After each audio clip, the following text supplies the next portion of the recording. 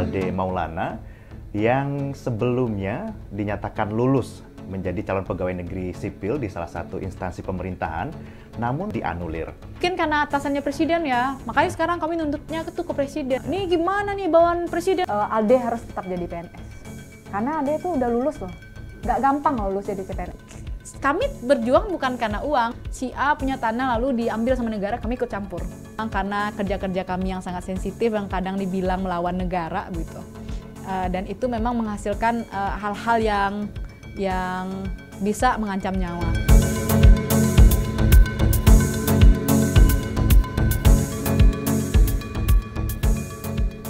Assalamualaikum warahmatullahi wabarakatuh. Apa kabar Anda, penonton pandang kita dimanapun Anda berada? Senang sekali hari ini saya Ramono Aryo hadir untuk Anda dengan satu tema yang cukup menarik ya untuk Anda semua. Nah, seperti kita ketahui atau misalnya Anda baca berita kemarin, ada sosok penyandang disabilitas Bang Alde Maulana yang sebelumnya dinyatakan lulus menjadi calon pegawai negeri sipil di salah satu instansi pemerintahan, namun dianulir.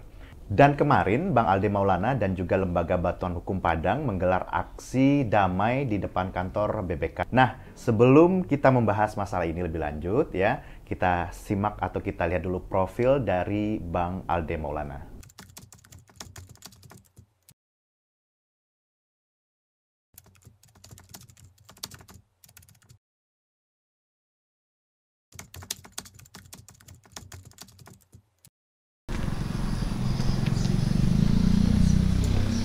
Perkenalkan, nama saya Alde Maulana. Akhir tahun 2018 saya mengikuti pendaftaran CPNS di portal SSCN.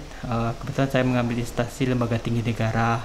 Setelah tahapan pemberkasan, saya menerima SK CPNS-nya per 1 Maret, TMT-nya 1 Maret 2019. Jadi hari Kamis itu suami saya mengirimkan foto yang berisi tentang sumpah pelantikan CPNS. Lalu hari Jumatnya beliau dipanggil setelah jam pulang kerja kalau pelantikan PNS-nya ditunda sampai batas waktu yang tidak ditentukan. Nah, hari Senin tanggal 24 Februari 2020 akhirnya pelantikan PNS di BPK Sumbar sudah dilaksanakan jam 2 siang. Suami saya belum dilantik hari itu. Selang beberapa hari diberitahu kalau suami saya itu diberhentikan secara hormat, dan pada di awal Maret gaji suami saya itu sudah masuk ke rekening tapi ditarik kembali oleh pihak kantor dengan alasan status beliau belum jelas. Nah, setelah tanggal 3 diberitahu kalau suami saya diberhentikan secara hormat dalam petikan surat dengan alasan tidak sehat secara jasmani dan rohani. Saya pengen mendapatkan hak saya kembali sebagai abdi negara, aparatur sipil negara. Saya selaku kepala keluarga punya tanggungan yang harus saya nafkahi. Untuk membahas ini, kita bersama dengan Wakil Direktur LBH Padang periode 2018-2021, Kak Indira Suryani atau KII. KII Iya, apa kabar? Alhamdulillah sehat. Sehat KII ya? Iya, sehat. Nah, KII, saya pengen tahu ini sebenarnya. Bocoran dikit nih ya. KII ini juga akan diangkat menjadi Direktur LBH Padang periode 2021-2024. Menunggu pelantikan ya. Selamat KI ya. Sama. Selamat ya. Ini sebuah amanah ya kan, sebuah tanggung jawab ya. Iya, benar. Gimana sih sebelum kita ke kasus yang kemarin, rasanya menjadi Direktur LBH Padang gitu? Rasanya ya. Saya nggak tahu, rasanya nano-nano kayaknya. Tapi yang pasti perjuangan tidak ada berubah ya.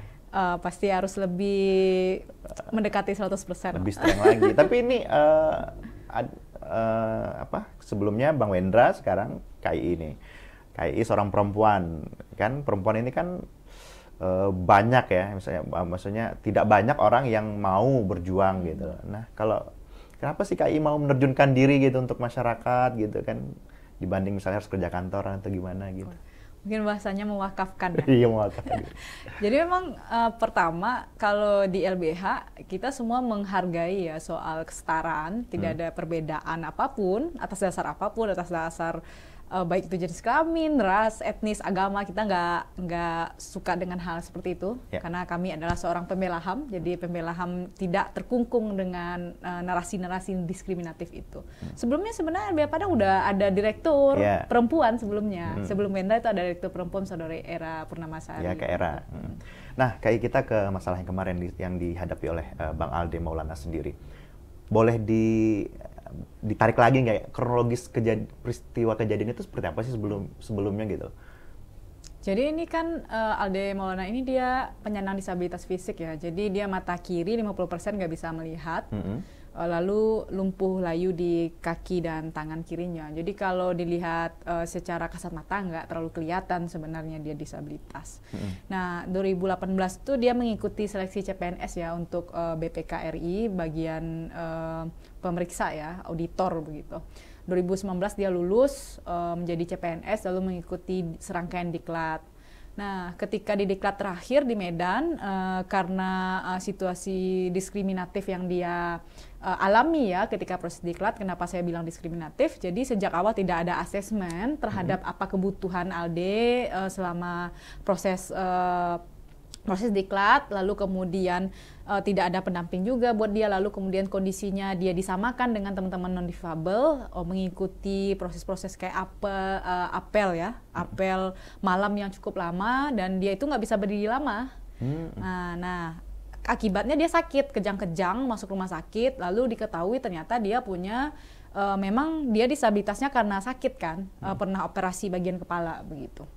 Nah akhirnya pas kejang-kejang itu ketahuan, oh adanya ini menderita suatu penyakit yang agak berat gitu. Jadi memang permasalahannya saya melihat ya pemerintah itu ketika membuka formasi disabilitas, jadi dia ingin tuh cuman membuka formasi buat teman-teman disabilitas yang menurut dia tingkat disabilitasnya itu ringan.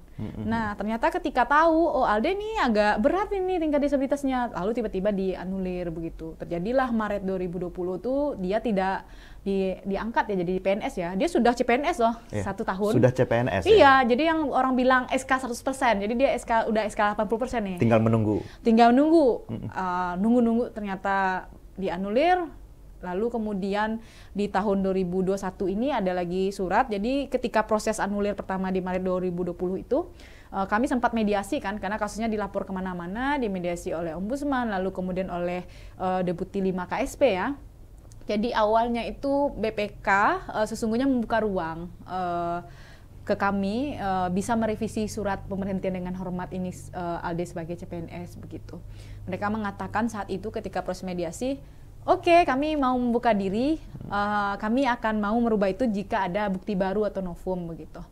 Nah, lalu kami bersama Bang Alde lalu kemudian melakukan pemeriksaan check up ulang di RSUPM Jamil.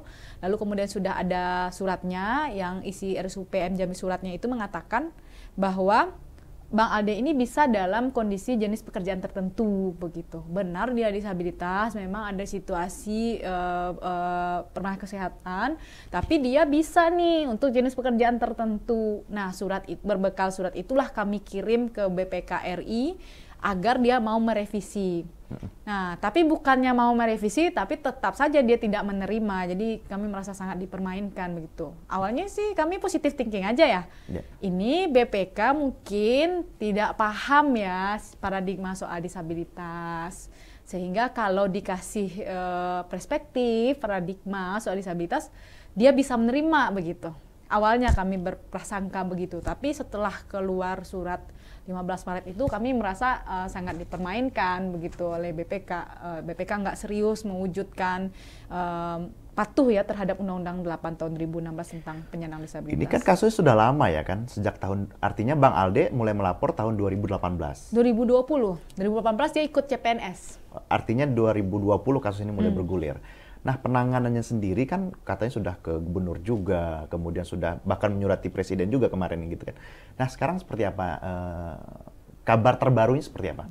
Jadi kami sebenarnya merasa senang ya, pemerintah Provinsi Sumbar itu melakukan advokasi sosial ya dengan DPRD Sumbar. Mereka menyurati begitu, ayo dong BPK kemudian direvisi ini gitu situasi ini, karena kita belajar ya dari kasus Dr. Romi, ketika misalnya mereka belum paham konteks soal disabilitas itu, ketika diberikan pemahaman yang lebih baik, maka bisa menerima begitu. Nah ternyata BPK nggak begitu, merasa mungkin karena atasannya presiden ya, makanya sekarang kami nuntutnya ke presiden langsung gitu. ke presiden. Iyalah, nih gimana nih bawaan presiden BPK ngeyel abis gitu kan, nggak patuh sama presiden. Terus presiden kalau BPK nggak mau gimana gitu kan, kasih dong Aldenya udah lulus PNS loh ya, gitu. Ya kan? Harus membuka ruang kesempatan. Iya. Kan undang-undangnya bilang 2% untuk penyandang disabilitas. Benar. Jadi nonsense kalau misal pemerintah mengabaikan hak ALDE, berarti pemerintah nggak patuh sama aturan yang mereka. Ini permasalahan yang paling penting ya.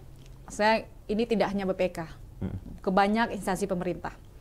Jadi ketika memahami konteks Undang-Undang 8 tahun 2016 itu kan ada kuota 2%, kalau untuk swasta tuh 1%. Bahkan di PP yang sebelumnya itu disabilitas itu nggak boleh dikontrak loh, harus langsung jadi pekerja tetap loh. Nah, begitu rekayasa hukum membuat disabilitas itu setara dengan orang yang tidak disabilitas. Nah, tetapi permasalahannya tidak selesai ketika pemerintah ataupun kemudian lembaga negara membuka formasi disabilitas. ALDE ini masuknya di formasi disabilitas. Nah, nggak bisanya ketika ada formasi disabilitas, maka kemudian harus dibarengi dengan mindset dan paradigma yang baik tentang disabilitas. Sesungguhnya begini, siapa kebutuhan disabilitas, hanya disabilitas itu yang tahu. Dari satu orang disabilitas yang pakai kursi roda dengan disabilitas yang pakai kursi roda juga, itu kebutuhannya berbeda. Benar. Beda banget kursi rodanya, jadi nggak bisa disamain. Nah, di awal kami merasa begini, BPK mungkin sudah paham konteks undang-undangnya, buka formasi disabilitas, tetapi BPK tidak melakukan dua hal sebenarnya. Dia tidak paham soal akomodasi yang layak bagi disabilitas. Apa yang dimaksud dengan akomodasi yang layak itu bukan kasih yang gratis, enggak. Bagaimana kemudian membuat situasi afirmatif untuk disabilitas itu, sehingga cocok dengan keadaannya. Nah, itu situasi akomodasi yang layak. Lalu kemudian ada kemudian yang harus dijamin itu bagaimana kemudian melakukan pelindungan khusus bagi disabilitas. Jadi begitu. Jadi nggak hanya cukup buka formasi disabilitas, nggak cukup, tetapi harus paham konteks perspektif kebutuhan disabilitas. Harusnya dari awal ketika diklat itu kayak ada asesmen yang baik ya. Oh, Anda kondisinya gimana? Bisa berdiri lama nggak? Ini biarin apel lama-lama ya orang nggak disabilitas juga apel 1 jam juga lelah cuy gitu, apalagi yang disabilitas. Ya, memang artinya kondisi kesehatan apakah beda. ini apa namanya sebelumnya apakah sudah ada mediasi nih antara misalnya pihak dari Bang Alde yang mungkin diwakili oleh LBH dengan BPK terkait masalah ini? Sudah ada. Jadi kan berapa kali mediasi? Jadi sama BPK sama Ombudsman, Ombudsman Sumbar, waktu itu kami rapat lewat Zoom, mendengar semua masukan begitu. Ada BPK-nya, ada kami juga. Lalu kemudian difasilitasi juga mediasi oleh KSP. Nah, kantor staf Presidenan dari Deputi 5 begitu. Tapi ini ya begini gitu hasilnya. Jadi memang ini tanggung jawab presiden ya untuk nyentil anak buahnya gitu. Karena artinya, dia kan sekarang belum ada titik terang ya. Belum. Mau dikemanakan gitu ya. Kalau BPK-nya nggak mau gimana dong? Kan Presiden Jokowi kemarin 3 Desember Hari Disabilitas Internasional 2020 janjinya begitu gitu. Harus dong gitu. Kalau BPK nggak mau apalagi gitu. Harusnya Alde sudah lulus CPNS mau ditaruh di mana begitu. Tapi ya itu masa Presiden itu ya kan sudah memang ingin ya disabilitas ini salah satu indikator sebenarnya pembangunan yang berkelanjutan begitu. SDGs. Nah, SDGs itu kan jadi capaian pemerintah begitu. Tapi kalau kita bicara soal disabilitas, sebenarnya kita juga masih miris ya. Banyak sekali misalnya kantor-kantor pemerintahan saja yang itu tidak support terhadap misalnya kebutuhan disabilitas. Benar nggak? Misalnya yang kecil aja lah, misalnya soal tangga misalnya gitu kan. Masih kebanyakan tangga di lembaga pemerintah kan masih yang jenjang gitu, itu kan menyusahkan disabilitas gitu. Nggak kan. akses buat disabilitas. Aksesnya ya, akses sangat terbatas sekali. Nah tapi seperti yang saya tahu ini kan bukan kasus pertama yang ditangani oleh LBH Padang. Sebelumnya Dr. Romi di Selatan. Benar. Tapi dia nasibnya lebih bagus dibandingkan Bang Alde. Nah treatmentnya kok apanya sama tapi hasilnya beda gitu? Karena begini.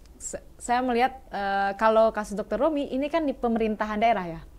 Jadi memang sejak awal tuh pemerintahan provinsi melakukan advokasi sosial ya, karena itu juga kewajiban pemerintah provinsi sebenarnya berdasarkan undang-undang disabilitas. Nah kemudian lalu turun dari pusat dan sebagainya. Nah ini kalau PK kan beda, dia tanggung jawabnya presiden doang. Vertikal. Nah, ketika misalnya pemerintah Pemprov Sumbar, DPRD Sumbar nyuratin, itu kayak dicuekin, gua kan bukan anak buah lu gitu. Jadi ada ego gitu. Makanya nanti kita tuh sekarang menuntut bapaknya dia gitu, presiden bapaknya kita juga gitu. Tapi kan kemarin udah sampai, kalau di KSP seperti apa? Kan udah sampai KSP juga kemarin. Benar, dan memang kami akan sesegera mungkin ya melakukan pertemuan dengan KSP, jadi lagi dicari jadwalnya. Kita minta tanggung jawab presiden lah, ini gimana gitu atas situasi ini. Nggak mungkin dibiarkan, nggak mungkin diabaikan, nggak mungkin juga kalau pemerintah tidak patuh terhadap Undang-Undang Nomor 8 Tahun 2016 gitu. Tapi kalau kita bicara soal LBH Padang dan kasus yang dihadapi, LBH ini pilih-pilih nggak sih menghadapi kasus-kasus gitu, atau kasus-kasus apa aja yang bisa diangkat atau dibantu gitu oleh LBH? Jadi memang LBH pilih-pilih bukan karena pilih kasih, Pak. Karena memang kita LBH itu punya visinya tersendiri. Jadi walaupun LBH itu berdasarkan Undang-Undang Bantuan Hukum, Undang-Undang Nomor 16 Tahun 2011 tentang Bantuan Hukum, kami itu organisasi bantuan hukum, jadi tidak semua kasus bisa kami tangani. Sebelum lahir Undang-Undang Bantuan Hukum, kami sudah eksis gitu. Yeah. Nah, jadi memang di LBH itu biasanya kami mendeklarasikan diri punya pendekatan bantuan hukum struktural. Nah, itu beda sama bantuan hukum individual versi lawyer biasa. Makanya saya juga nggak suka dibilang misalnya lawyer, pengacara aja. Saya sukanya dibilang pengacara publik atau pengacara rakyat. Nggak suka dibilang pengacara aja. Kalau pengacara aja berarti profit gitu. Yang mungkin satu pakaiannya itu bisa miliaran gitu. Saya kan nggak begitu, sama dengan rakyat jelata yang lain gitu. Juga bagian rakyat jelata yang biasa. Nah, memang di LBH kami akan menangani kasus struktural. Tidak kasus horizontal. Kalau si A bertengkar sama si B, kami nggak ikut campur dalam soal itu. Atau si A tanahnya bermasalah sama si B, kami kami hanya memberikan konsultasi begitu. Nah, tapi kalau misalnya si A punya tanah lalu diambil sama negara, kami ikut campur. Jadi memang konfliknya ke struktural ketika masyarakat berhadapan dengan pemerintah atau pelaku usaha ya. Jadi kasus-kasusnya kasus-kasus vertikal memang, jadi tidak yang horizontal. Bukan personal gitu. Bukan personal. Satu lagi, kami memang fokus pada korban pelanggaran HAM. Nah, jadi setiap kasus-kasus LBH itu kami menganggap kasus yang kami dampingi adalah korban pelanggaran HAM, termasuk kasus ALD. Artinya saya juga kalau tidak salah LBH juga membuat pelatihan-pelatihan untuk paralegal ya. Benar. Nah, ini juga sebagai apa? Sebagai kepanjangan tangan LBH atau apa itu? Ya, jadi memang kami kenapa bikin paralegal? Karena begini, sebuah demokrasi yang baik, yang substansial, itu bisa terwujud dengan salah satu indikator masyarakatnya cerdas. Tahu hukum, sadar hak, paham kemudian cara memperjuangkan haknya. Nah, untuk itu sebenarnya sekolah paralegal hadir. Pertama memang untuk bagaimana kami punya teman di komunitas masing-masing yang tersebar di 11 kabupaten kota ya sekarang gitu. Nah, mereka yang akan bisa kemudian bagaimana memproteksi teman-teman komunitasnya untuk kemudian agar tidak terzolimi begitu, agar tidak terampas hak-haknya. Dan kami kemudian kan nggak mungkin LBH itu monitoring di kantor aja, jadi monitoringnya dari paralegal. Sekaligus membuat bagaimana masyarakat sadar akan hukum, sadar haknya, tahu cara berjuang, lalu kemudian juga bagaimana mereka bisa berkontribusi untuk membantu LBH memantau situasi di lapangan begitu. Karena ya, kami yakin dan percaya demokrasi itu baik ketika masyarakatnya cerdas gitu. Ya, LBH ini kan secara wilayah kan cuma berada di Padang. Artinya kan kalau misalnya ini ada masyarakat yang misalnya berada di luar, misalnya kayak di Solok Selatan atau misalnya di Pasaman atau di Mentawai. Nah, ketika ingin melapor kemana? Apakah ke paralegal dulu? Paralegal yang mungkin sudah disiapkan tadi atau ke siapa gitu kan? KLBH nggak terlalu birokratis kayak pemerintah, Bang. Kami NGO. Jadi memang cara masuk kasus ke LBH itu macam-macam. Jadi bahkan kami kalau misalnya merasa kasus itu penting, kami tahu dari media, kami akan turun. Langsung ya? Iya, jadi memang Jemput bola? kalau kasusnya cocok, oh ini kayaknya ada potensi pelanggaran HAM nih, kami datang begitu, ketika kami tahu gitu. Atau kemudian mereka datang sendiri ke kantor, mereka hubungi kami lewat media sosial atau menghubungi lewat telepon ya, bahkan kan teman-teman wartawan juga sering kasih iya telepon aja ini begitu. Nah kami sangat terbuka untuk itu begitu. Jadi memang bisa atau tidaknya kami menangani kasus itu sesungguhnya bukan karena kenalan atau apa, tapi memang murni saja itu kira-kira cocok gak sama visinya LBH begitu. Tapi ada yang khawatir nggak sih misalnya ketika kan biasanya nih ya kalau misalnya ada permasalahan kemudian ada misalnya LSM atau organisasi yang masuk kayaknya tuh mencari peluang apa gitu. Pernah ngalamin juga nggak seperti itu? Oh pernah lah Bang. Orang kalau turun di beberapa wilayah gitu yang ada banyak perusahaan sawit gitu ya. Saya nggak sebut namanya. Pasti masyarakatnya bilang gini. Kalau LBH dampingi kami bayar berapa? Kenapa? Karena juga banyak organisasi ya mengatasnamakan misalnya saya nggak tahu dia terdaftar apa tidak gitu, tapi minta duit ke rakyat lalu dia kabur. Sering loh masyarakat korban begitu dan kami seringkali ketika ditanya gitu akan bilang kami LBH Padang ini. Kami di bawah Yayasan Lembaga Bantuan Hukum Indonesia. Namanya benar LBH Padang tapi kerjanya Sumbar. Bahkan kami kerja di Jambi juga kerja tempat yang nggak ada LBH-nya. Yeah. Nah nggak ada LBH-LBHI-nya ya, bukan LBH lainnya. Maksudnya LBH satu payung dengan kami begitu, yang satu pemikiran. Nah ketika itu saya akan bilang kami berjuang bukan karena uang dan Anda nggak perlu, masyarakat nggak perlu kok bayar LBH dan sebagainya, nggak perlu gitu. Dan kemudian memang perlu ya proses meyakinkan itu. Biasanya mereka akan lihat berapa kali teman LBH datang, oh iya benar mereka tidak meminta uang seperti yang lain, lalu kemudian kita membantu kasusnya, prosesnya begitu. Lalu kemudian biasanya komunikasinya dijalankan dengan baik, biasanya hal-hal buruk seperti itu bisa dikikis ya. Tapi kadang sering begitu, emang saya harus bayar berapa? Atau dia bilang gini, LBH dampingi kasus kami, nanti kami kasih sekian success fee ya. Itu tersinggung juga kami Bang. Bilang, tapi ada ya? Banyak begitu.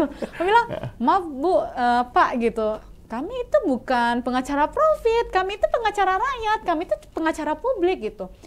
Kami mendampingi sebuah kasus bukan karena nilai uang, tapi karena soal prinsip perjuangan yang kami ingin wujudkan begitu. Nah bukan karena duitnya, tapi situasinya kadang-kadang masyarakat begitu. Pemikiran masyarakat mungkin ya. Iya, tapi itu bisa ditepis dengan kesungguhan kita mendampingi. Tapi kan KAI kan udah lama nih di LBH, misalnya kan apalagi sebagai pasti banyak tantangan, kemudian juga ada ancaman, ada intimidasi. Pasti. Iya. Tantangan misalnya yang sulit atau mungkin ada intimidasi apa yang pernah dialami? Saya sih orangnya agak santai ya untuk itu. Bukan berarti nggak takut, karena kata Munir, kamu wajar takut. Dengan takut maka kamu bisa mengelola mitigasi untuk dirimu sendiri begitu. Jadi memang pembela HAM itu begitu ya. Saya kan tadi bilang saya tuh seorang pengacara rakyat, seorang pembela HAM gitu. Orang-orang yang berjuang untuk orang lain atau dirinya sendiri. Bagaimana kemudian perlindungan, pemenuhan dan penghormatan terhadap asasi manusia itu benar-benar dijamin, diimplementasikan oleh negara begitu. Jadi memang dimanapun pembela HAM itu berada memang banyak ancaman dan intimidasi. Walaupun PBB sudah ada deklarasi untuk melindungi pembela HAM, tetapi memang karena kerja-kerja kami yang sangat sensitif yang kadang dibilang melawan negara gitu. Dan itu memang menghasilkan hal-hal yang bisa mengancam nyawa. Saya sih paling itu ya, saya paling sering di stereotype, di stigma. Kamu kan perempuan, dan bahkan misalnya kamu perempuan ya, kamu nanti bisa ini gitu. Tapi yang paling saya kesel itu ya kalau diancam sama ya, itu ancamnya lembut itu kan, bilang iya kalau mau perempuan dia nggak berani mempukul lah. Jadi kamu itu kan perempuan, kamu tahu saya ini sudah berapa tahun di Papua. Atau misalnya tiba-tiba dia bilang, kamu rumahnya di mana apa gitu, ketemu gitu ya sama Intel atau apa. Oh ya, saya ngerasa rumah kamu ada tuh, itu baru di situ gitu. Dia nunjukin tempat rumah saya gitu. Saya bilang aja ya nggak apa-apa gitu. Di Sadap juga pernah begitu. Tetapi memang situasinya, bahkan saya dulu pernah di kantor itu direktur saya itu zaman Bang Vino itu pernah mau dibakar begitu sama sama salah satu orang gitu karena menampingi kasus penyiksaan ya, yang waktu itu lawannya pasti kasus penyiksaan. Tapi itu memang kita belajar. Jadi kalau di LBH itu kita nggak boleh berhenti belajar. Jadi belajar ilmu hukum itu hanya 5% buat kamu ketika ingin menjadi pengacara rakyat. Itu hanya modal 5% saja. Jadi kamu harus belajar, dan saat ini pun saya adalah seorang security focal point. Jadi saya merancang mitigasi keamanan teman-teman, mau itu di lapangan, mau itu di kantor. Lalu kemudian teman-teman yang lain kalau ada permasalahan serangan terhadap pembelaan, saya harus melakukan banyak hal untuk melindungi mereka begitu. Jadi itu bisa disiasati dengan ilmu dan pengetahuan sesungguhnya. Ada cara tersendiri nggak? Misalkan itu kan yang namanya ancaman, saya aja kalau diancam tuh agak cemas-cemas juga, apalagi nanti bawa keluarga gitu kan. Nah, menghadapi ancaman baik itu yang ancaman verbal apalagi fisik, gimana sih caranya? Jangan dikasih tahu di sini. Nanti rumusnya ketahuan. Tetapi ada satu hal yang saya perlu katakan bahwa ketika kita berbuat baik, mungkin nggak semua orang paham apa yang berbuat baik dengan kita. Tapi kita tidak boleh marah ya untuk situasi itu. Jalani aja dan tetap lakukan hal-hal yang baik begitu. Nah, kalau untuk cara seperti itu nanti saya ajarin secara pribadi. Karena jangan dibilang di sini. Rahasia ya. Rahasia. Tapi kayak kan ini di tahun 2020 atau sekarang kan masa pandemi nih ya. Apakah kasus-kasus yang ditangani LBH masih sama seperti tahun-tahun sebelum ada pandemi atau malah meningkat gitu? Jadi memang di pandemi ini yang meningkat ini masalah PHK ya. Jadi banyak pemutusan hubungan kerja selama masa pandemi, atau mereka dirumahkan tanpa dibayar haknya, tanpa diberikan hak normatifnya.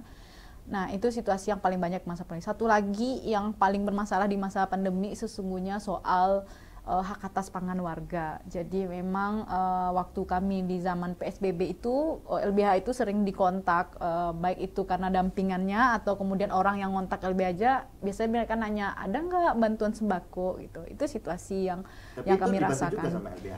Nah, LBH bantu semampu LBH memang. Jadi ada beberapa waktu itu dampingan kami dari tukang parkir. Sebelumnya kami sudah kenal karena mendampingi di kasus mereka. Lalu kemudian kami mencarikan peluang pendanaan, lalu kemudian membagikan sembako ya buat mereka. Jadi memang tidak semua bisa kami bantu begitu, tapi memang situasi pandemi soal bagaimana rakyat menyambung hidup itu memang sulit. Satu lagi soal yang sering dilaporkan itu bantuan sosial memang. Jadi mereka bilang mereka tidak dapat bantuan sosial, atau saya dapat bantuan sosial yang mana nih, dari pemerintah pusat, dari Kota Padang, atau dari Pemprov gitu. Karena kan banyak hal pemerintah itu jarang ya bisa memberikan informasi yang clear ke rakyat itu gitu. Jadi misalnya, oh ya saya tuh ini tetangga saya sudah dapat, saya kok belum ya, ternyata dia yang di Pemko-nya begitu. Kadang-kadang situasinya begitu. Jadi memang di selama pandemi kemarin lebih banyak urusan kayak pemutusan hubungan kerja juga yang dihadapi ya? Iya, PHK, lalu kemudian soal bantuan sosial, sama kemudian soal hak atas hidup.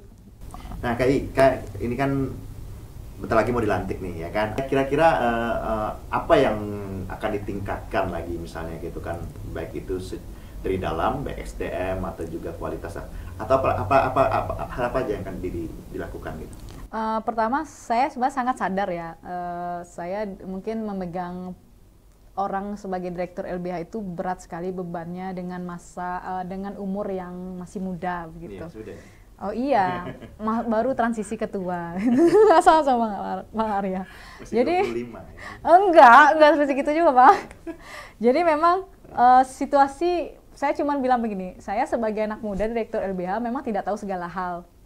Saya masih miskin ilmu dan sebagainya. Tetapi ada satu hal yang selalu saya banggakan dari diri saya. Saya punya gairah dan hasrat. Gairah dan hasrat itu yang akan saya jaga. Karena di LBH Anda harus siap bermiliar-miliar kali untuk patah hati. Anda harus siap untuk kalah berpuluh-puluh kali. Atau sekali menang Anda akan kemudian mendapatkan sesuatu yang sangat luar biasa. Itu suasana di LBH begitu.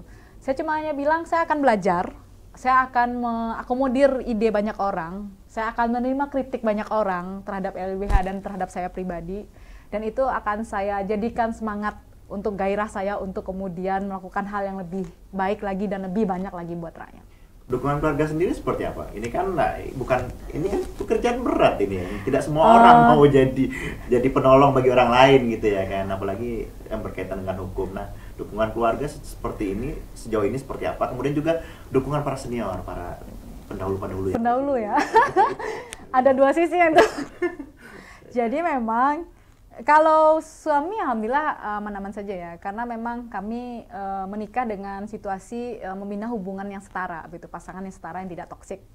Nah kemudian kalau kedua orang tua saya sudah meninggal, jadi saya sudah yatim piatu sebenarnya, dan itu memang di awal sebenarnya orang tua saya, ayah itu agak kurang setuju begitu, karena ayah saya dulu pernah jadi ketua serikat pekerja dan dia pernah karena membantu sebuah kasus lalu berurusan dengan hukum ya? Oh enggak berusaha, malah dia itu diturunkan pangkatnya berdijit-dijit. Dan itu bikin traumatik dalam sama ayah saya, dan kemudian dia merasa ketika saya berjuang di sini, nanti musuh kamu banyak gitu, kamu nanti teraniaya begitu. Tapi saya di akhir ayat ayah saya ya, ketika 2 minggu mau meninggal, saya ada pembicaraan begitu. Lalu saya bilang kenapa tidak doakan saya istiqomah begitu. Dan di situ saya merasa ayah saya membuka peluang, dia mendukung itu dengan sebenarnya mendukung, tapi dia agak cemas gitu aja. Apalagi memang intuisi seorang ayah terhadap anak perempuan kan memang berbeda. Iya, proteksi kan. Proteksinya lebih. Padahal perempuan juga bisa memproteksi dirinya. Bahkan bisa lebih kuat dibandingkan laki-laki. Iya. Strongnya lebih kuat. Nah kalau misalnya dari yang senior di LBH dulu, seperti dukungan terhadap generasi ke bawahnya seperti apa? Pasti kalau untuk senior tentu kemudian banyak hal yang mereka beri dukungan, termasuk pengetahuan, lalu kemudian dukungan yang lain ya, termasuk ke lembaga. Tapi ada kalanya juga kemudian senior itu menjadi lawan dari LBH itu sendiri begitu. Tapi saya tidak melihat dalam situasi lawan sih. Tetapi memang dalam situasi kita berhadapan begitu, tetapi dengan hati kita tetap tahu bahwa itu senior kita, dan tetapi karena nilai-nilai ini kita harus tetap berhadapan di posisi di ruang sidang atau di ruang-ruang yang lain, tetapi itu tidak akan bisa mengikis rasa ke-LBH-an itu tidak akan bisa dikikis. Artinya perangnya perang pemikiran. Oh iyalah. Bukan dalam perang-perang. Iya, kita harus cukup dewasa kan untuk menghargai itu. Ya, nah KI mungkin kira-kira apa yang akan diharapkan, baik itu kepada LBH sendiri ke dalam, kemudian kepada masyarakat dan juga kepada pemerintah terhadap perjuangan dari LBH sendiri? Sebenarnya saya melihat di konteks Sumbar ya, ada beberapa hal penting bagaimana menginklusifkan Sumbar. Kenapa saya bilang begitu? Bicara menginklusifkan itu tidak pernah membedakan orang atas apapun. Entah itu dia berbeda agama, atau dia berbeda etnis, atau ras, atau minoritas seksual, termasuk soal disabilitas. Jadi menginklusifkan Sumbar itu penting. Dan kemudian juga kepada pemerintah ya, bahwa sesungguhnya kita punya perspektif yang sama untuk sebuah kebaikan, tetapi punya niat yang sama untuk kebaikan, tapi kita punya perspektif yang berbeda begitu. LBH selalu mengajarkan, pemerintah misalnya ya, selalu mengajarkan bahwa investasi itu akan memperkaya orang dan mengangkat derajat orang desa begitu, tapi LBH tidak melihat begitu. Dalam perspektif LBH, investasi itu memiskinkan warga lokal dan mendatangkan orang kaya baru ke kampung itu begitu. Nah, perlu kemudian pemerintah mendengar kritik itu dan kemudian dengan serius ya menanggapi apa yang kemudian disuarakan rakyat, karena sesungguhnya rakyat itu walaupun tidak sekolah tahu loh tahu loh kemudian apa yang terbaik untuk dirinya. Jangan menganggap karena orang kampung itu menganggap dia tidak punya pengetahuan dan sebagainya, itu sangat nonsens sekali gitu. Dan saya sangat berharap ya Sumbar itu jangan perspektifnya dikit-dikit kebaikan itu, ini Indonesia ya, perspektif kemajuan itu infrastruktur gitu, itu malas banget gitu. Tapi pernah nggak sih kemajuan itu dari ilmu, pengetahuan, pemikiran, itu nggak pernah gitu. Nggak pernah ada desain yang jelas tentang Sumatera Barat tuh gitu, saya lihat ya. Jangan gitu. bawa pembangunan kota ke desa untuk iya. kemajuan gitu. Contoh Gunung Talang, ngapain harus bangun geothermal di situ? Di situ tuh petani semua gitu. Gimana dong up supaya petaninya lebih baik lagi gitu, produknya ke luar negeri gitu. Jangan datangin investor luar negeri yang lu bakal narik bakal ngambil tanah rakyat, yang rakyat makin miskin gitu. Jadi situasinya nggak begitu. Saya sangat tidak percaya dengan investasi yang seperti itu ya gitu. Nah, itu yang saya lihat di LBH, dan saya pikir negara harus lebih terbuka untuk itu. Dan untuk masyarakat ini, misalnya kalau misalnya ada masalah, apa yang diminta oleh? Nah, pertama ke masyarakat saya bilang begini, sesungguhnya ketika masyarakat itu tidak belajar tentang haknya, maka dia akan selalu ditindas. Maka cara terbaik adalah mereka harus terus belajar, tahu akan haknya dan berani untuk menyerahkan hak itu. Karena nggak ada hak yang diberi dengan gratis, yang ada adalah hak itu direbut dengan serius dan dengan perjuangan. Tuh. Jangan dibiarkan, kalau Jangan dibiarkan dibiarkan. diambil orang ya kan? Iya, nggak diambil orang, kabur kemana-mana gitu. Iya, oke. KI, terima kasih banyak atas waktunya. Sebenarnya kita tadi dari ALDE kita ke LBH ke depannya gitu kan ya. Tapi ada satu yang saya lupa nih. Untuk kasus Bang Alde Maulana sendiri tadi, LBH maunya seperti apa? Kami maunya presiden turun tangan. Alde harus tetap jadi PNS. Karena Alde itu udah lulus loh. Nggak gampang loh lulus jadi CPNS, ya nggak? Jadi jangan kira kalau kasus Alde ini tidak diseriusi, maka sebenarnya negara itu sedang mencoreng, menapuk di mukanya sendiri gitu, meludahi mukanya sendiri gitu, sampai itu terjadi. Oke, itu dia pemirsa di Padang kita dimanapun Anda berada. Pembicaraan kita sebenarnya singkat, padat, langsung aja to the point ya. Kita bicara soal ALDE dan juga bagaimana LBH Padang ke depannya. KI, terima kasih banyak. Oke, sama-sama. Semoga LBH Padang ke depannya semakin namanya semakin besar, membantu masyarakat di Sumatera Barat. Amin, amin. Dan juga perjuangannya diridhoi oleh Tuhan Yang Maha Kuasa. Amin, amin, amin. Oke, baik, terima kasih banyak dimanapun Anda berada. Saya pamit. Assalamualaikum warahmatullahi wabarakatuh. Waalaikumsalam.